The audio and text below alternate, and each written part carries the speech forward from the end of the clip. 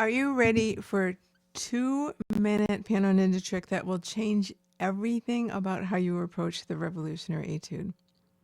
When you are playing the Revolutionary Étude, you've heard it a million times. It's so popular. And you hear it, it's like, it's forte, it's fortissimo, it's really loud. So you tend to like, let's dig into every note. That's 2 measures and my hand is already tired. That's not how you want to play it. You could get through it, but your hand will be exhausted by the end. Forte doesn't mean that every single note is digging in and being forte. So listen to just a little bit of the opening, and I'm going to play some things forte and some things not forte.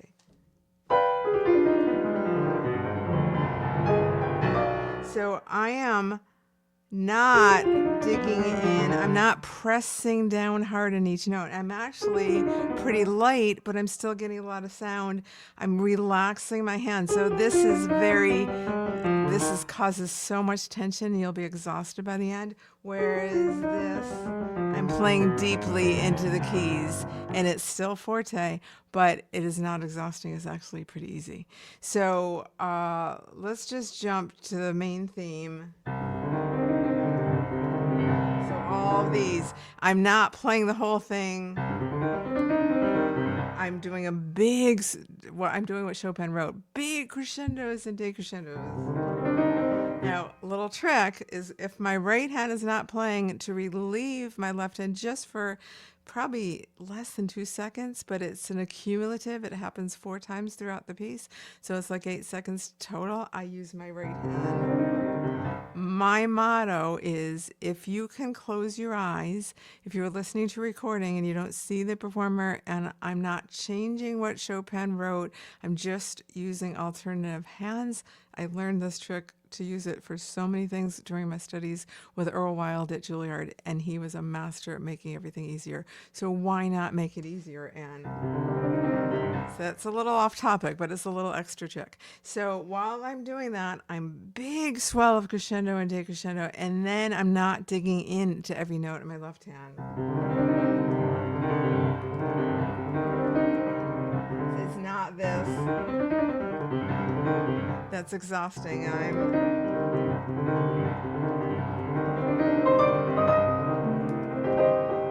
Let's start there.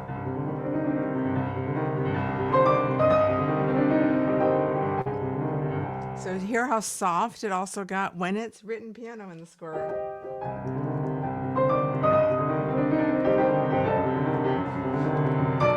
Now here it's a little louder, but I'm loud on this. I'm not, can't even play it like that. So one more time.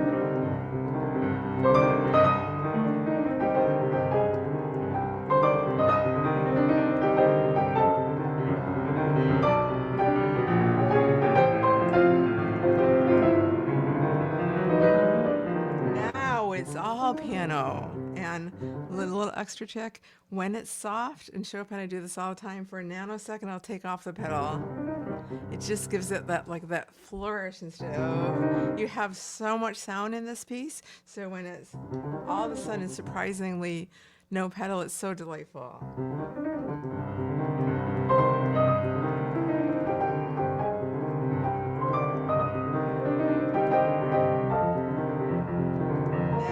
Crescendoing. Now I'm at the place I talked about in video 1 in this playlist where the patterns change. So go back to video 1 to how to practice when the patterns change in small sections of lots of repetition in a slower tempo. So I hope that helped you. Hope it relieved your left hand. Here's one of the reasons I know so much about left hand is because for 3 years I only played with my left hand. In 2017 I fell. It was a really fluke fall. A water bottle cut my 4th finger and it almost fell off, but it didn't. But it did have 7 fractures, needed 4 surgeries over 3 years, 186 hand therapy sessions, an enormous amount of alternative treatments. Even though I was told I would never play piano again with 2 hands, as you can see, I am. But for 3 years, my left hand became like an endurance. It became like just such a strong hand. Like the people used to call me like the bionic left hand. It is pretty much stayed there because my concerts now are for one and two hands. So I know a lot about left hand. I know about keeping endurance and also strength while keeping it relaxed as well. In the next video, you are going to learn, are you ready to play Chopin Études? And which Chopin Études do you want to start with? Which are you ready? What do you want to do progressively that will really help progress you further as a pianist? Thanks so much for listening. Please subscribe if you haven't already and watch the next video in this playlist. I'm Lisa Spector, your Piano Ninja.